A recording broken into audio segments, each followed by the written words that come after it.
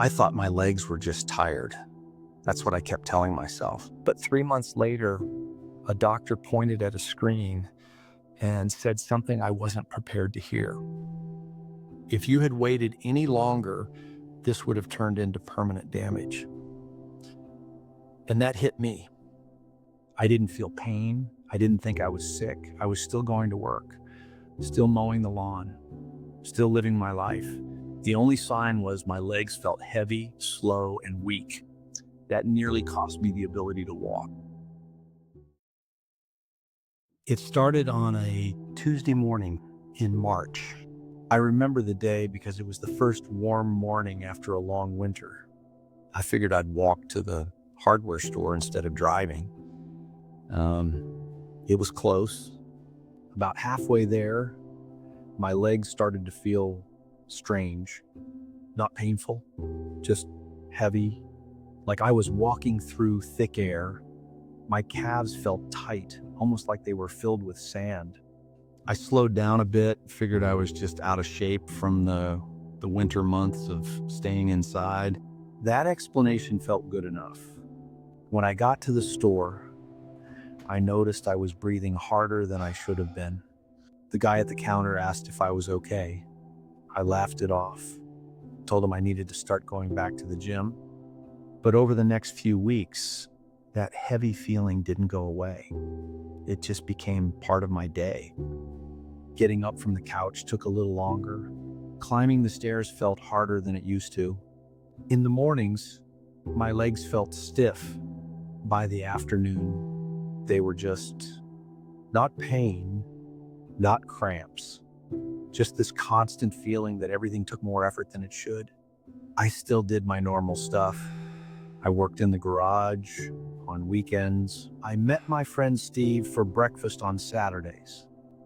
I just moved a little slower, took more breaks, made excuses when I didn't feel like doing things. Looking back now, it's pretty obvious how much I ignored. I kept telling myself it was just age. I was 62. Of course, I wasn't going to move like I did at 40.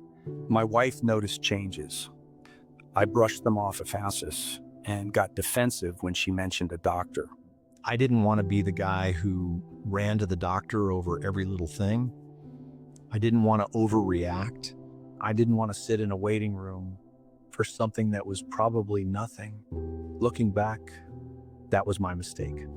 I thought if something was really wrong, I'd feel real pain, sharp pain, something obvious. What I didn't understand back then is that some serious problems don't start loudly. They start quietly, and if you ignore them long enough, they don't go away. They just get louder on their own. What I didn't understand back then was that my legs weren't just tired. They weren't getting what they needed. I didn't know it at the time, but the problem wasn't my muscles. It was the blood getting to them. The doctor explained it to me later. He said that over the years, things like high blood pressure, cholesterol, and my eating habits had slowly narrowed the arteries in my legs. Not all at once, just little by little. So my legs were trying to do normal, everyday things with less blood than they should have had. That heavy feeling I kept noticing, that wasn't weakness. My muscles were basically running out of oxygen. And the cold feeling in my feet, that wasn't just bad circulation, like I used to joke about. It was blood struggling to get all the way down there and back. When I walked, my legs needed more oxygen to keep moving, but the blood couldn't get through fast enough. So they got tired. They sent signals. I just didn't pay attention. The scary part isn't what I was feeling. It's what I wasn't feeling yet. While I was brushing it off as just getting older, the problem was quietly getting worse week by week. The doctor told me that if I'd kept ignoring it, it could have led to real damage. Wounds that wouldn't heal, infections, even losing function in my legs. And the worst part, all of that was happening while I was still going about my day, thinking everything was basically fine. The moment everything changed was one Sunday in September. I was in my driveway washing my car. Nothing unusual, just a normal afternoon. I'd done it 100 times before. I bent down to rinse the lower part of the door, and when I stood back up, my right leg just gave out. Not completely. I didn't fall, but it buckled enough that I had to grab the car to keep myself upright. My heart started pounding. I stood there for a minute, just waiting for my leg to feel normal again. When I tried to walk back to the hose, both legs felt weak, unsteady, like they might not hold me. I went inside and sat down at the kitchen table.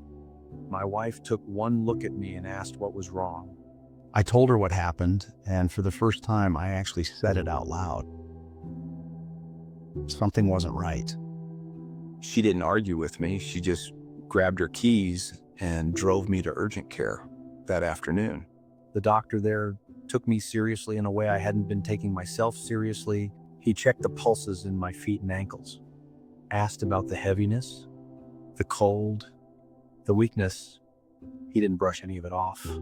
Then he said something I'll never forget. He said, this could be peripheral artery disease. You need to see a vascular specialist as soon as possible. I'd never heard of peripheral artery disease before, but the way he said it, I knew this wasn't something small. 2 days later, the specialist confirmed it. He did an ultrasound on my legs and showed me the screen, pointed out where the blood flow was restricted. He explained that the arteries in both legs had serious blockages, and that what I'd been feeling wasn't aging. It was my body trying to warn me. He told me that if I'd waited much longer, things could have gone very differently.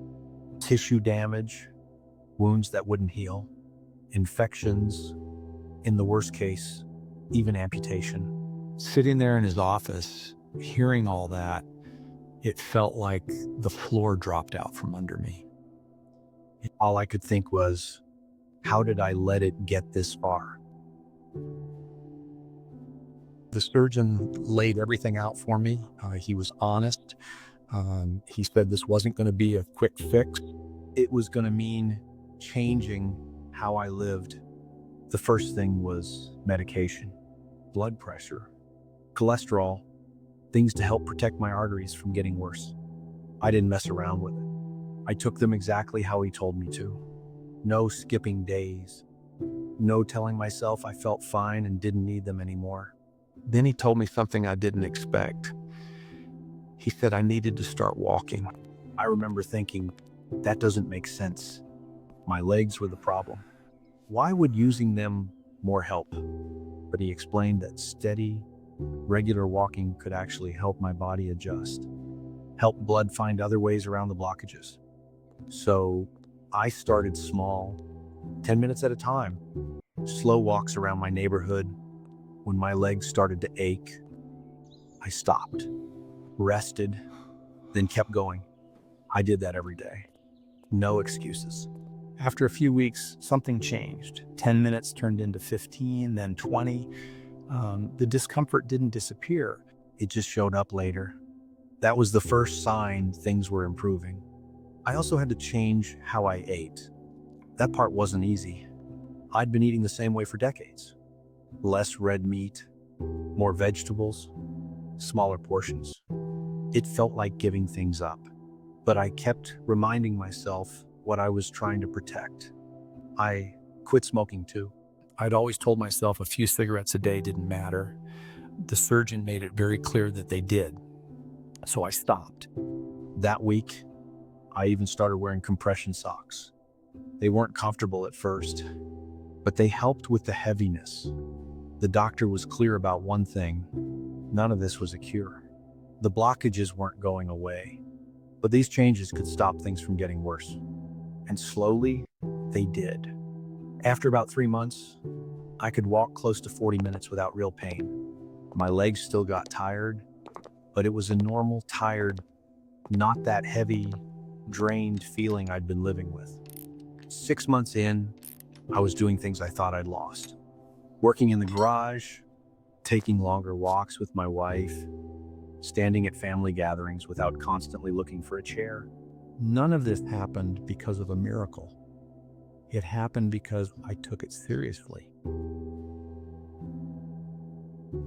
At one of my follow-up visits, the surgeon told me something that stuck with me. He said this condition is often called a silent disease, not because nothing is happening, but because people ignore it until it's serious. He said most people do exactly what I did. They tell themselves tired legs are normal, that cold feet are just part of getting older. They don't realize those small signs are their body asking for attention. He told me about patients who waited too long, people who came in when wounds wouldn't heal, when infections had already set in, some lost function, some lost limbs. Then he looked at me and said I was lucky. Not because my case wasn't serious. It was. But because I acted when I did. Once I paid attention, I didn't delay. I showed up. I made the changes. I followed through. He said if I'd waited another 6 months, maybe a year, things could have gone very differently. More damage, more aggressive options, things I'm grateful I didn't have to face. Hearing that was a relief, but it also brought regret. I kept thinking, why didn't I listen sooner? I can't change that now, but I can tell you this. Every day, I'm grateful I acted when I did. I'm grateful I can still walk, still move, still live on my own terms. I used to think heavy legs were just part of getting older. I don't think that way anymore. Looking back, my body was trying to tell me something, and I almost ignored it too long. I can't go back and change that. All I can do now is move forward, take my medication, walk every day, make better choices, and tell this story in case someone else doesn't wait as long as I did. Because sometimes your body doesn't shout, it whispers. And those are the moments worth listening to.